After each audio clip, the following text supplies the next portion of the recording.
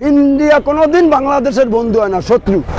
বাংলাদেশ ও ভারতের মধ্যকার প্রথম টেস্ট ম্যাচ খেলা দেখতে গিয়ে তিক্ত অভিজ্ঞতা শেয়ার করলেন বাংলাদেশি সমর্থক টাইগার রবি। ভারত কখনো বাংলাদেশের বন্ধু হতে পারে না, বলছেন টাইগার সমর্থক টাইগার রবি।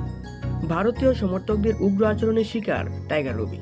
তিনি জানান, স্টেডিয়ামে থাকে অকথ্য ভাষায় গালাগালি করছিল, বাংলাদেশের পতাকা উড়াতে বাধা দেওয়া হচ্ছিল, পতাকা স্টিক নিয়ে স্টেডিয়ামে ঢুকতে দেয়নি সিকিউরিটি গার্ড।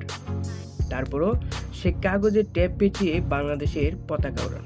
তিনি আরও জানান, তার মা বাপ তুলে গালিগালাজ করছিল, মকা মকা বলে চিল্লাচ্ছিল।